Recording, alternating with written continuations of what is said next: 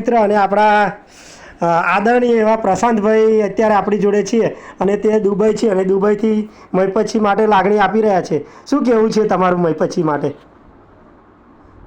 મહિપતસિંહ ખૂબ સરસ કાર્ય કરી રહ્યા છે અને ખંભાતની જનતાને નમ્ર અપીલ કે જો તમે સારું નેતૃત્વ ઈચ્છતા હો તો મહિપતસિંહ બાપુને ટેકો જાહેર કરી અને તેમના માટે ખૂબ મહેનત કરો.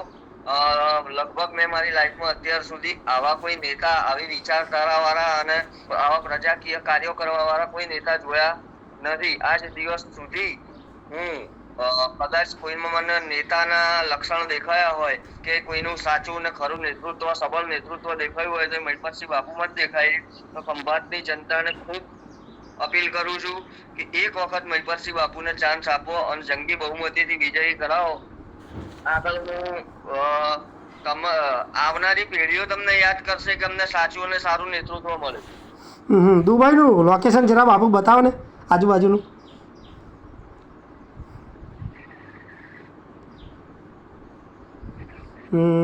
મિત્રો, મારું પણ આ બધાને એક જ વિનંતી છે કે મયપતસિંહ એક ખૂબ જ સારા વ્યક્તિ છે અને આદરણીય છે અને યુવાનો માટે ખૂબ લડત આપી રહ્યા છે. તો આપણે સૌ સાથે મળી અને આ વખતે મયપતસિંહને ખંભાત વિધાનસભામાં જીતાડવા માટે ખૂબ મોટી મહેનત કરીએ અને મયપતસિંહ જીતે એવું વાતાવરણ પણ છે.